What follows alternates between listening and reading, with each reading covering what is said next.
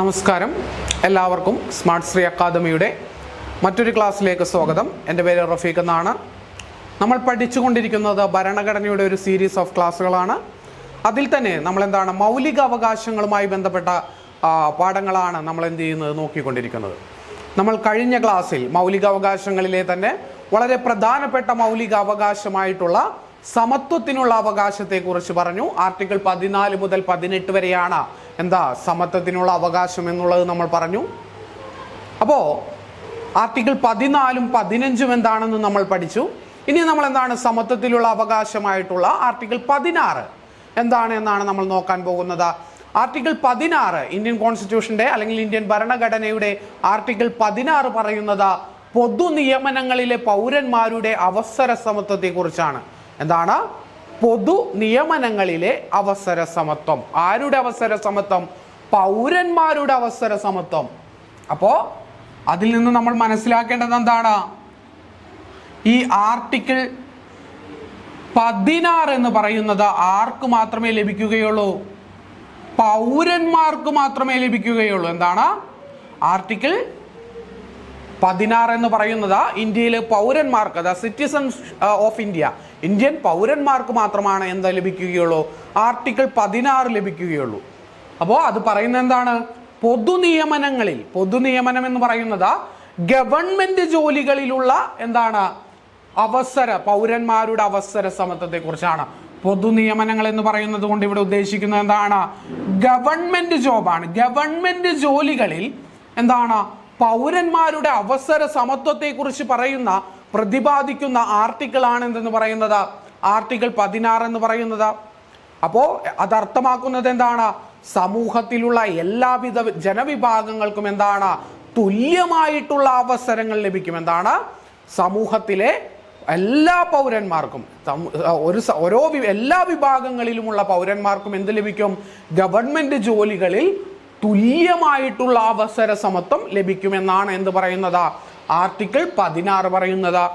മാത്രമല്ല ആർട്ടിക്കിൾ 16ന്റെ sub close 2 പറയുന്നത് ജാതി, മത, വർഗ, ലിംഗ അടിസ്ഥാനത്തിൽ, അതായത് കാസ്റ്റ്, റിലീജിയൻ, സെക്സ്, റേസ്, ഇതിന്റെ അടിസ്ഥാനത്തിലോ പിന്തുടർച്ചയുടെ അടിസ്ഥാനത്തിലോ, പിന്തുടർച്ച എന്ന് പറയുന്നത് ബൈ ഡിസെന്റ് എന്ന് നമ്മൾ ഇംഗ്ലീഷിൽ പറയും, പിന്തുടർച്ചയുടെ അടിസ്ഥാനത്തിലോ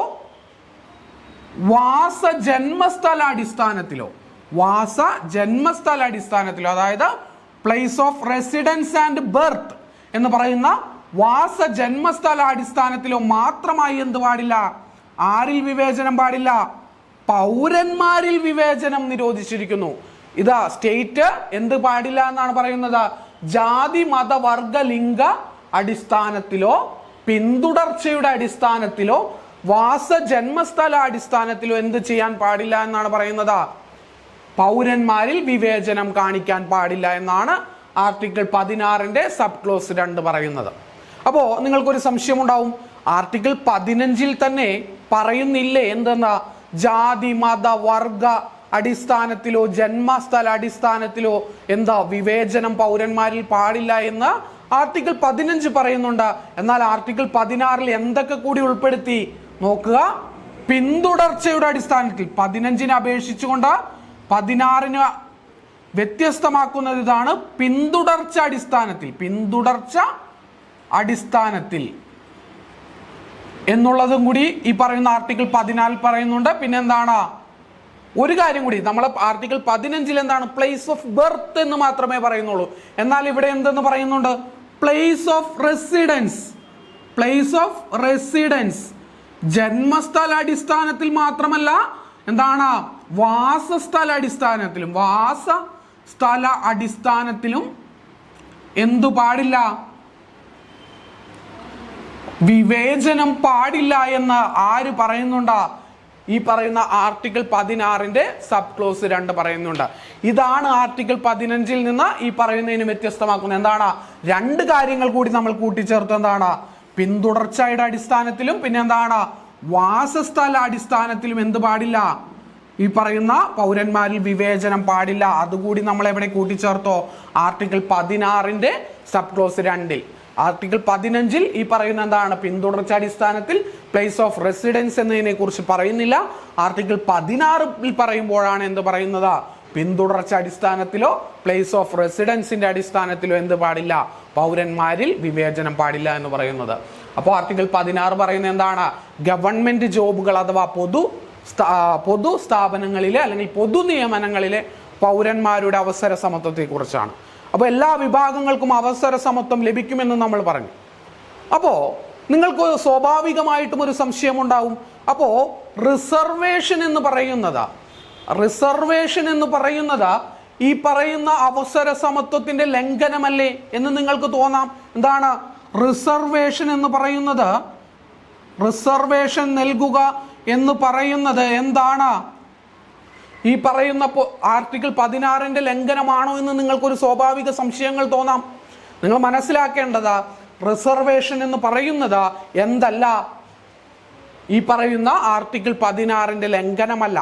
അതായത് വ്യത്യസ്ത വിഭാഗങ്ങളിൽപ്പെട്ടുള്ള, അതായത് ഒരു എല്ലാവിധ സൗകര്യങ്ങളുമുള്ള ഒരാളെയും ഒരു ആദിവാസി മേഖലകളിൽപ്പെട്ട ഒരാളെയും നമുക്ക് ഒരുപോലെ ട്രീറ്റ് ചെയ്യാൻ കഴിയില്ല എന്ന് പറഞ്ഞു. അവർക്ക് ഒരു ലെവൽ ഓഫ് പ്ലേയിങ് ഗ്രൗണ്ട് നമ്മൾ ഒരുക്കുകയാണ് റിസർവേഷൻ വഴി നമ്മൾ ചെയ്യുന്നത്.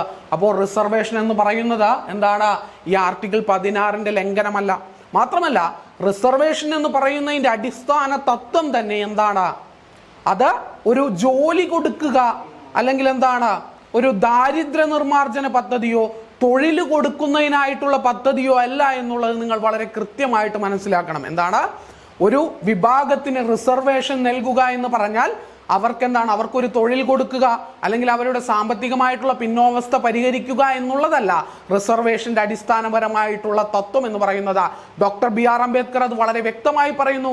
അദ്ദേഹം പറയുന്നത് ഇങ്ങനെയാണ്: പിന്നോക്ക വിഭാഗങ്ങളെ, കാലാകാലങ്ങളായിട്ട് ഈ സമൂഹം അടിച്ചമർത്തുന്ന, പിന്നോട്ട് നിർത്തുന്ന പിന്നോക്ക വിഭാഗങ്ങളെ രാഷ്ട്രീയ അധികാരത്തിലേക്ക് എത്തിക്കുക എന്നുള്ളതാണ് റിസർവേഷൻ എന്ന് പറയുന്നതിന്റെ ലക്ഷ്യം എന്ന് പറയുന്നത്. എന്താണ്? അതായത് വളരെ പിന്നോക്കം നിൽക്കുന്ന, കാലാകാലങ്ങളായിട്ട് തഴയപ്പെട്ട ഏറ്റവും പിന്നോക്ക ജനവിഭാഗങ്ങളെ എന്തിലേക്ക് എത്തിക്കുക? രാഷ്ട്രീയ അധികാരങ്ങളിലേക്ക് എത്തിക്കുക എന്നുള്ളതാണ് എന്തെന്ന് പറയുന്നത് റിസർവേഷന്റെ ലക്ഷ്യം എന്ന് പറയുന്നത്. അല്ലെങ്കിൽ നമുക്ക് ഇങ്ങനെ പറയാം, എന്താണ്? എല്ലാവർക്കും തുല്യമായിട്ടുള്ള ഒരു പ്ലേ ഓഫ് ഗ്രൗണ്ട് ഒരുക്കുക എന്നുള്ളതാണ് എന്തെന്ന് പറയുന്നത് ഈ റിസർവേഷൻ എന്ന് പറയുന്നത് കൊണ്ട് ഇന്ത്യയുടെ ഭരണഘടന പ്രതിപാദിക്കുന്നത്. അപ്പോൾ റിസർവേഷൻ എന്ന് പറയുന്നത് എന്താണ്? ആർട്ടിക്കിൾ 16 ലംഘനമല്ല. ഞാൻ നേരത്തെ പറഞ്ഞിരുന്ന എന്താണ്? Special treatment is not a discrimination. പ്രത്യേകമായി നൽകുന്ന പരിഗണന എന്ന് പറയുന്നത് എന്തല്ല? അതൊരു ഡിസ്ക്രിമിനേഷൻ അല്ല എന്ന് നിങ്ങൾ മനസ്സിലാക്കണം. അപ്പോൾ റിസർവേഷൻ എന്തെന്ന് പറയുന്നത് എന്താണ്? ആർട്ടിക്കിൾ 16 ലംഘനമല്ല. അതെന്താണ്? ഒരു സ്പെഷ്യൽ ട്രീറ്റ്മെന്റ് ആണ്. ഇനി മാത്രമല്ല ക്വാളിഫിക്കേഷൻ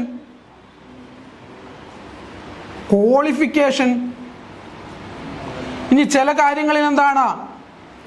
വാസസ്ഥല അടിസ്ഥാനത്തിൽ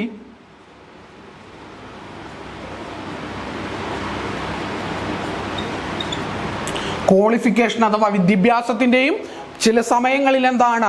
വാസസ്ഥല അടിസ്ഥാനത്തിൽ മാത്രമായിട്ട് എന്താണ്? ഗവൺമെന്റ് ജോലികളിലേക്ക് വ്യവസ്ഥകൾ നിർമ്മിക്കുന്നതിനായിട്ട് ആർക്ക് കഴിയും? ഗവൺമെന്റുകൾക്ക് കഴിയും. അതും അതും ഈ പറയുന്ന ആർട്ടിക്കിൾ 16 എന്ന് പറയുന്നതിന്റെ ലംഘനമോ അല്ലെങ്കിൽ ആർട്ടിക്കിൾ 16 ഒരു ഡ്രോബാക്കോ അല്ല. അത് ചെയ്യുന്നതിനായിട്ടുള്ള, ഇപ്പൊ കേരളത്തിലെ ഒരു ജോലി അത് ശരിയാണോ തെറ്റാണോ എന്ന് ഉള്ളത് വേറൊരു വിഷയമാണ്. ശബരിമല മേൽശാന്തി എന്നുള്ളതിന്റെ നിയമനം നിങ്ങൾക്കറിയാം. അതിന്റെ മേൽശാന്തിയെ ക്ഷണിക്കുന്നത് ഇങ്ങനെയാണ്: മലയാളി ബ്രാഹ്മണൻ. മലയാളിയായിട്ടുള്ള ബ്രാഹ്മണൻ മാത്രമേ എന്താകാൻ കഴിയൂ? ശബരിമലയുടെ മേൽശാന്തിയാകാൻ കഴിയൂ. അത് ശരിയോ തെറ്റോ എന്നുള്ളത് വേറൊരു വിഷയമാണ്. പക്ഷെ മലയാളി ബ്രാഹ്മണന് മാത്രമേ എന്ത് കഴിയൂ? ശബരിമലയുടെ മേൽശാന്തിയായിരിക്കുവാനായിട്ട് കഴിയൂ. അപ്പോൾ അത്തരത്തിലുള്ള ചില വേർതിരിവുകൾ ഗവൺമെന്റ് ജോലികളിൽ നടത്തുന്നതിനായിട്ടും ഗവൺമെന്റിന് അധികാരങ്ങൾ നൽകുന്നുണ്ട്? ഇന്ത്യയുടെ ഭരണഘടന നൽകുന്നുണ്ട്. ഇത്തരത്തിലുള്ള ക്വാളിഫിക്കേഷൻ നിശ്ചയിക്കുന്നതോ ചില ജോലികളിൽ വാസസ്ഥലങ്ങൾ നിർണയിക്കുന്നതോ അതൊക്കെ വ്യവസ്ഥ ചെയ്യുന്നത് ഈ പറയുന്ന ആർട്ടിക്കിൾ 16 ലംഘനമല്ല എന്നുകൂടി നിങ്ങൾ എന്ത് ചെയ്യണം? മനസ്സിലാക്കണം. ആർട്ടിക്കിൾ 16 പറയുന്നത് എന്താണ്? പൊതു നിയമനങ്ങളിലെ പൗരന്മാരുടെ അവസര സമത്വം ജാതി മത വർഗ ലിംഗ അടിസ്ഥാനത്തിലോ പിന്തുടർച്ചയുടെ അടിസ്ഥാനത്തിലോ ജന്മസ്ഥല അടിസ്ഥാനത്തിലോ മാത്രമായിട്ട് ആരിൽ? പൗരന്മാരിൽ. അതാണ് ശ്രദ്ധിക്കേണ്ടത്. പൗരന്മാർക്ക് മാത്രം ലഭ്യമാകുന്ന അവകാശമാണ്. പൗരന്മാരിൽ വിവേചനം പാടില്ല എന്നുള്ളതാണ് ആർട്ടിക്കിൾ 16 പറയുന്നത്. സമത്വത്തിനുള്ള അവകാശങ്ങളിൽ എന്താണ് മറ്റൊരു പ്രധാനപ്പെട്ട ആർട്ടിക്കിളാണ് ആർട്ടിക്കിൾ 17 എന്ന് പറയുന്നത്. ആർട്ടിക്കിൾ 17 പറയുന്നത് തൊട്ടുകൂടായ്മ, അയിത്തം എന്നിവയെ എന്ത് ചെയ്യുന്നു? നിരോധിക്കുന്നു. അപ്പോ അയിത്തം നിരോധിക്കുന്ന അല്ലെങ്കിൽ എന്താണ് തൊട്ടുകൂടായ്മയെ ഇല്ലായ്മ ചെയ്യുന്ന ഇന്ത്യൻ ഭരണഘടനയുടെ വകുപ്പ് ഏതാണെന്ന് ചോദിച്ചാൽ അതിന്റെ ഉത്തരമാണ് എന്തെന്ന് പറയുന്നത് ആർട്ടിക്കിൾ 17 എന്ന് പറയുന്നത്. തൊട്ടുകൂടായ്മ, അയിത്തം എന്നിവയെ നിരോധിക്കുന്ന ഇന്ത്യൻ ഭരണഘടനയുടെ വകുപ്പാണ് ആർട്ടിക്കിൾ 17 എന്ന് പറയുന്നത്. എന്താണ്? Abolition of untouchability. എന്താണ്? Abolition of untouchability. Untouchability is abolished. Untouchability എന്ത് ചെയ്യുന്നു? അബോളിഷ് ചെയ്തിരിക്കുന്നു. And its practice in any form is forbidden എന്നാണ് പറയുന്നത്. എന്താണ്? അൺടച്ചബിലിറ്റി എന്ന് പറയുന്നത് എന്ത് ചെയ്തിരിക്കുന്നു? നിരോധിച്ചിരിക്കുന്നു. എങ്ങനെയാണ്? അതായത് അത് ഏത് പേര് പറഞ്ഞാലും ഏത് വകഭേദത്തിലും നിങ്ങൾ എന്താണ് അയിത്തമാണ് ഞങ്ങൾ ആചരിക്കുന്നത് എന്ന് പേരിട്ട് തന്നെ ഇതിനെ വിളിക്കണമെന്നില്ല. അയിത്തത്തിന്റെ പരിധിയിൽ വരുന്ന എല്ലാത്തിനെയും അല്ലെങ്കിൽ അയിത്തമായിട്ട് കണക്കാക്കാൻ നിങ്ങൾ എന്ത് ഓമന പേരിട്ട് വിളിച്ചാലും അയിത്തമായിട്ട് ആചരിക്കുന്നത് എല്ലാം തന്നെ എന്ത് ചെയ്യുന്നു എന്നാണ് പറയുന്നത്? എനി ഫോം ഈസ് ഫോർബിഡൻ എന്നാണ് പറയുന്നത്. അയിത്തത്തിന്റെ എല്ലാ വകഭേദങ്ങളെയും ഇന്ത്യൻ ഭരണഘടന ആർട്ടിക്കിൾ 17 പ്രകാരം എന്ത് ചെയ്തിരിക്കുന്നു? നിരോധിച്ചിരിക്കുന്നു എന്നാണ് പറയുന്നത്. ആർട്ടിക്കിൾ 17 പ്രകാരം എന്താണ്? അയിത്തം എന്ന് പറയുന്നത് അത് ഏത് രീതിയിൽ ആചരിച്ചാലും അതിനെ ഇന്ത്യൻ ഭരണഘടന നിരോധിച്ചിരിക്കുന്നു എന്നാണ് ആർട്ടിക്കിൾ 17 പറഞ്ഞത്. മഹാത്മാഗാന്ധിക്ക് ജയ് എന്ന് വിളിച്ചുകൊണ്ട് ഇന്ത്യയുടെ ഭരണഘടനാ നിർമ്മാണ സഭയിൽ പാസാക്കപ്പെട്ട ഇന്ത്യൻ ഭരണഘടനയുടെ വകുപ്പ് ഏതാണെന്ന് ചോദിച്ചാൽ അതിന്റെ ഉത്തരം ഏതാണ്? അത് ആർട്ടിക്കിൾ 17 ആണ്. എന്താണ്? മഹാത്മാഗാന്ധിക്ക് ജയ്. മഹാത്മാഗാന്ധിക്ക് ജയ് എന്ന് വിളിച്ചുകൊണ്ട് ഇന്ത്യൻ ഭരണഘടനാ നിർമ്മാണ സഭയിൽ പാസാക്കിയ വകുപ്പ് ഏതാണ് എന്ന് ചോദിച്ചാൽ അതിന്റെ ഉത്തരം എന്താണ്? അതിന്റെ ഉത്തരവും ഈ പറയുന്ന ആർട്ടിക്കിൾ 17 ആണ്. മഹാത്മാഗാന്ധിജി അദ്ദേഹം സ്വപ്നം കണ്ടിരുന്ന അയിത്ത നിർമാർജനമാണ് ഇവിടെ എന്ത് ചെയ്യുന്നത്? പ്രാവർത്തികമാക്കുന്നത്. നിങ്ങൾ മനസ്സിലാക്കേണ്ടത് മഹാത്മാഗാന്ധിജി എന്താണ്? അദ്ദേഹം അയിത്തത്തിനെതിരായിരുന്നു. അയിത്ത നിർമാർജനത്തിന് വേണ്ടി ഒരുപാട് പ്രയത്നങ്ങൾ നടത്തിയ നേതാവായിരുന്നു ആരെന്ന് പറയുന്നത്? മഹാത്മാഗാന്ധി എന്ന് പറയുന്നത്. ഡോക്ടർ BR അംബേദ്കറും അങ്ങനെ തന്നെയായിരുന്നു. എന്താണ്?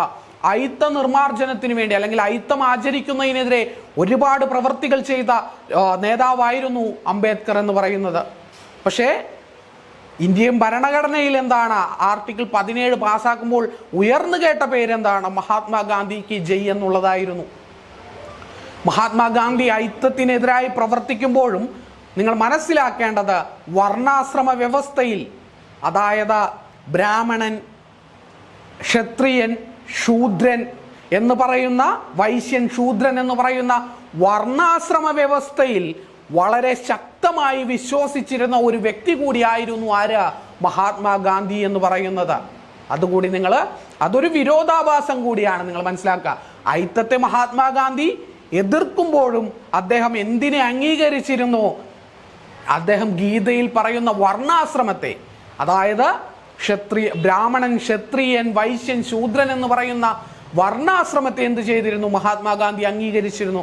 ഡോക്ടർ BR അംബേദ്കർ അതിനെ കൂടി തള്ളിക്കളഞ്ഞ വ്യക്തിയാണ്. BR അംബേദ്കർ വർണ്ണാശ്രമ വ്യവസ്ഥയെന്നല്ല ഒന്നിനെ തന്നെയും അംഗീകരിക്കാത്ത ഒരു വ്യക്തിയായിരുന്നു ആരെന്ന് പറയുന്നത്? ഡോക്ടർ BR അംബേദ്കർ എന്ന് പറയുന്നത്. അപ്പോൾ മഹാത്മാഗാന്ധിക്ക് ജയ് എന്ന് പറഞ്ഞുകൊണ്ട് ഇന്ത്യൻ ഭരണഘടനയിൽ എന്താണ് പാസാക്കിയ ആർട്ടിക്കിൾ ആണ് എന്തെന്ന് പറയുന്നത്? ആർട്ടിക്കിൾ 17. ഈ തൊട്ടുകൂടായ്മ അല്ലെങ്കിൽ അയിത്തം ആചരിക്കുന്നത് സ്റ്റേറ്റ് അല്ലെങ്കിൽ ഭരണകൂടമാണെങ്കിൽ നമുക്ക് എന്ത് ചെയ്യാൻ കഴിയും? ഇപ്പോ എനിക്കെതിരെ അല്ലെങ്കിൽ ഒരു വ്യക്തിക്കെതിരെ ഒരു ഭരണകൂടം എന്താചരിക്കുന്നു?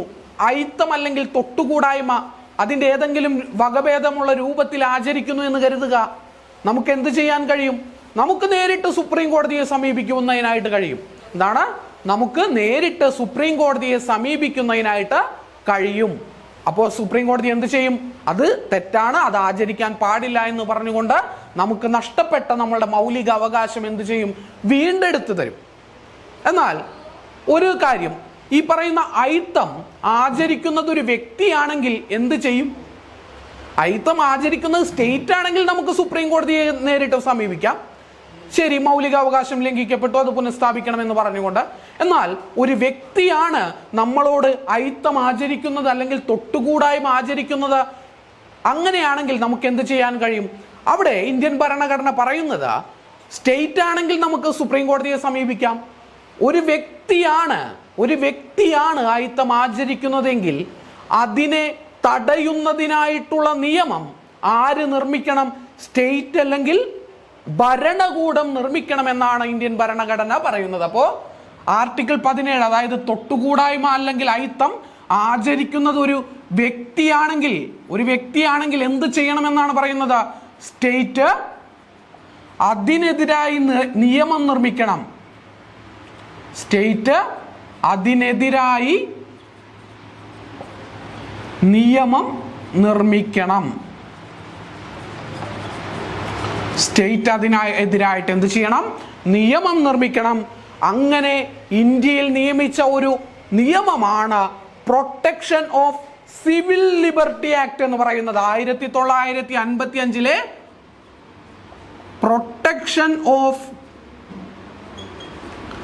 Civil liberty act, civil liberties act 1955 നിയമിച്ച പ്രൊട്ടക്ഷൻ ഓഫ് സിവിൽ, അതായത് സിവിൽ അവകാശ സംരക്ഷണ നിയമം എന്ന് നമ്മൾ മലയാളത്തിൽ പറയും.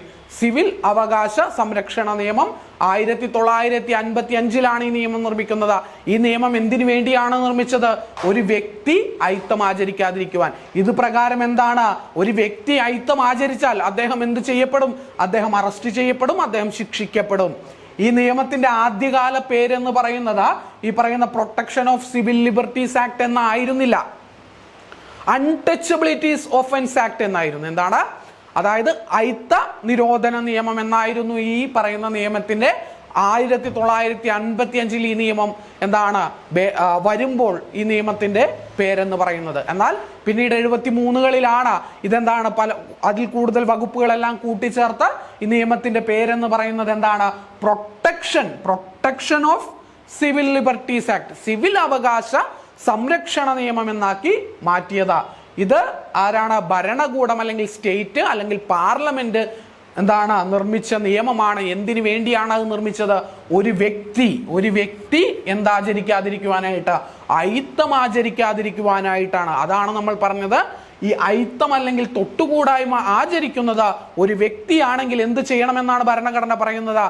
ആ വ്യക്തി അത് ചെയ്യാതിരിക്കുവാൻ അയാളെ ശിക്ഷിക്കുമെന്ന് പറഞ്ഞുകൊണ്ട് എന്താണ് ഭരണകൂടം ഒരു നിയമം നിർമ്മിക്കണം.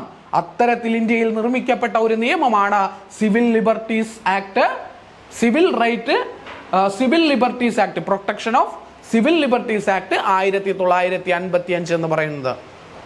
അപ്പോൾ നമ്മളിപ്പോൾ എന്താണ് ഒരുപാട് 14, 15, 16 അങ്ങനെ 3 ആർട്ടിക്കിളുകൾ നമ്മൾ പറഞ്ഞു കഴിഞ്ഞു.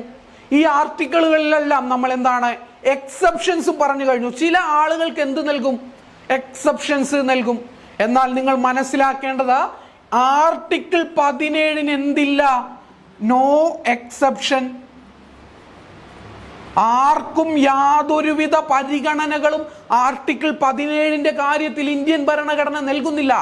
ഒരു വ്യക്തിക്കും അല്ലെങ്കിൽ ഒരു ഭരണകൂടത്തിന് ഒന്നിനും, സ്ത്രീക്കോ പുരുഷനോ കുട്ടിക്കോ ആർക്കും എന്താണ് ഒരു പരിഗണനയും നൽകുന്നില്ല.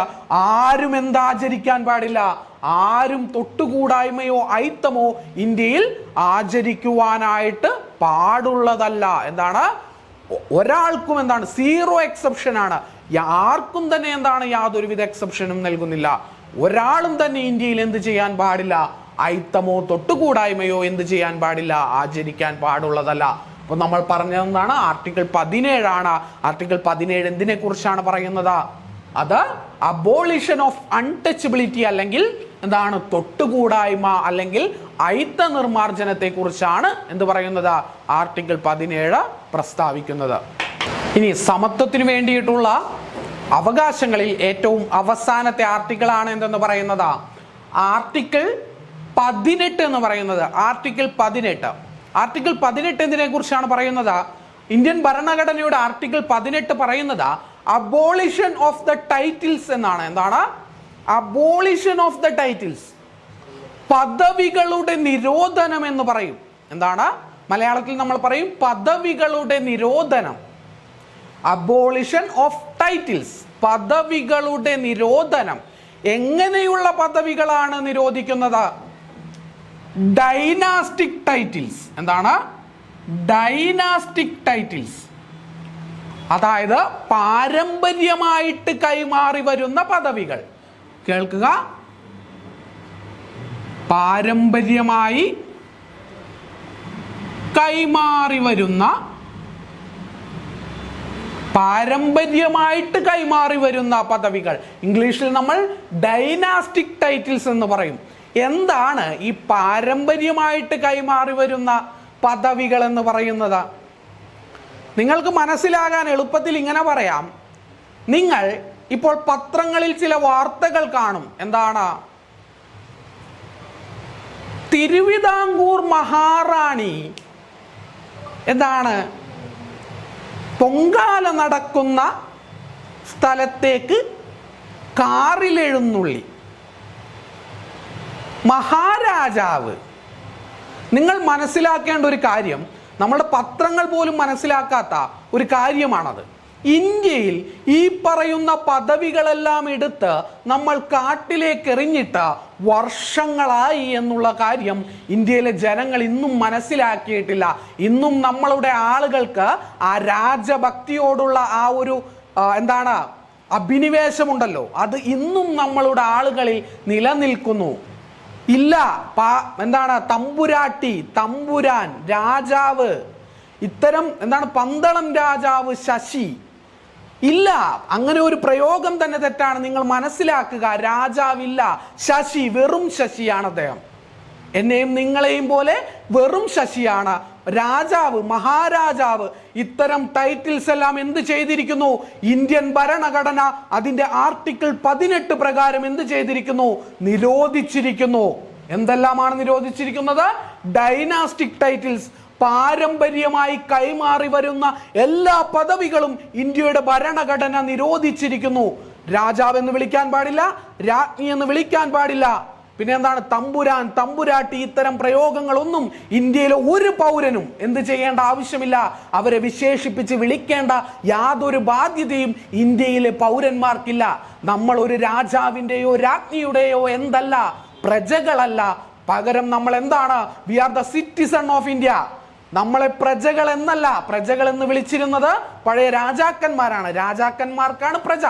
നമ്മളൊരു ജനാധിപത്യ രാജ്യത്തിലെ പൗരന്മാരാണ്. We are the citizen of India എന്നാണ് പറയുന്നത്. ഇന്ത്യൻ യൂണിയനിലെ പൗരന്മാരാണ് ഞാനും നിങ്ങളും ഓരോരുത്തരും.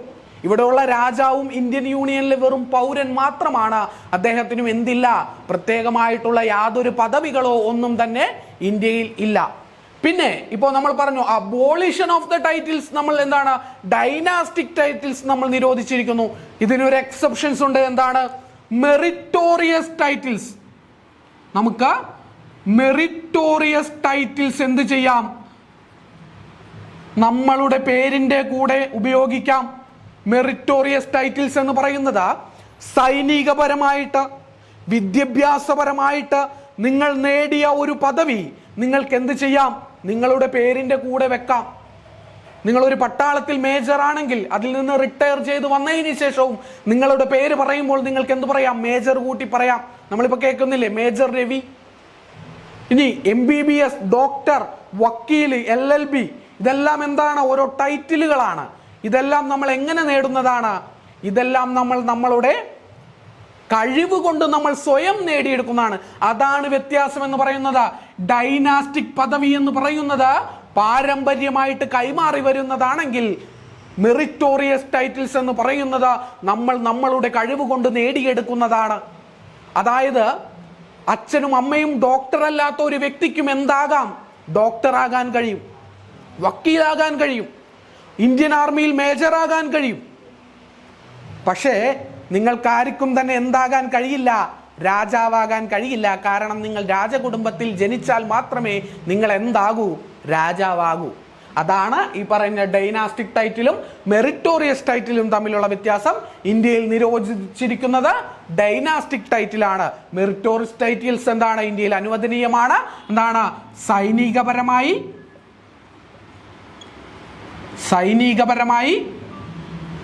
പിന്നെ എന്താണ്, വിദ്യാഭ്യാസം കൊണ്ട്, ഇത് രണ്ടും കൊണ്ട് നിങ്ങൾ നേടുന്ന എല്ലാ ടൈറ്റിൽസും നിങ്ങളുടെ പേരിന്റെ പുറകിൽ നിങ്ങൾക്ക് എന്ത് ചെയ്യാം, വെക്കാം. അപ്പോൾ എൻ്റെ വിദ്യാർത്ഥികളോടാണ്, ഇന്ത്യൻ ഭരണഘടന പഠിക്കുന്ന നിങ്ങളെങ്കിലും ഇത്തരക്കാരെ എന്താണ്, രാജാവെന്നോ രാജ്ഞിയെന്നോ തമ്പുരാനെന്നോ തമ്പുരാട്ടിയെന്നോ വിശേഷിപ്പിക്കുന്നത് നിങ്ങൾ നിർത്തണം. അത് ഇന്ത്യൻ ഭരണഘടന ആർട്ടിക്കിൾ 18 പ്രകാരം എന്ത് ചെയ്തിരിക്കുന്നു, നിരോധിച്ചിരിക്കുന്നു എന്നുള്ളത് നിങ്ങൾ മനസ്സിലാക്കുക. അപ്പോൾ ഇതോടുകൂടി എന്താണ്, നമ്മൾ സമത്വത്തിന് വേണ്ടിയിട്ടുള്ള മൗലിക അവകാശം എന്ന് പറയുന്ന നമ്മളുടെ ഭാഗം കഴിഞ്ഞു. അടുത്തത് എന്താണ്, നമ്മൾ സ്വതന്ത്രത്തിന് വേണ്ടിയിട്ടുള്ള മൗലിക അവകാശങ്ങളിലേക്ക് കടക്കാൻ പോവുകയാണ്.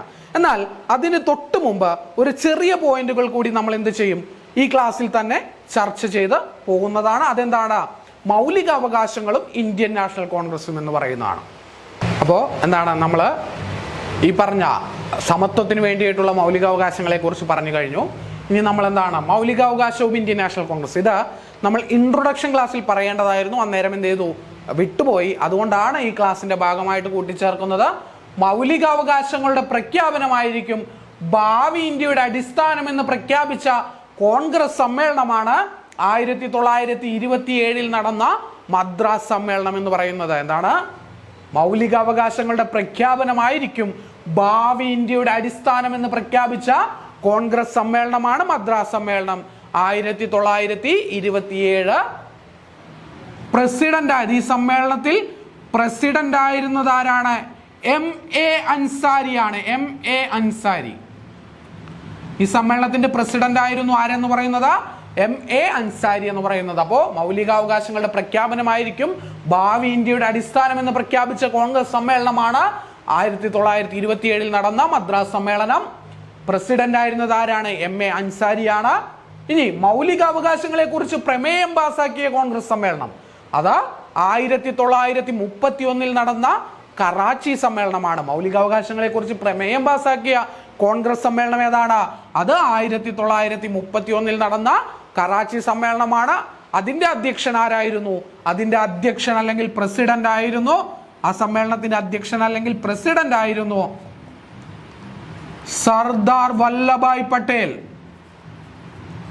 സർദാർ വല്ലഭായ് പട്ടേൽ, ഇന്ത്യയുടെ ഉരുക്കു മനുഷ്യൻ എന്നൊക്കെ അറിയപ്പെടുന്ന, ഇന്ത്യയുടെ മൗലികാവകാശങ്ങളുടെ പിതാവ് എന്നൊക്കെ അറിയപ്പെടുന്ന വ്യക്തിയാണ് ആരാ, സർദാർ വല്ലഭായ് പട്ടേൽ.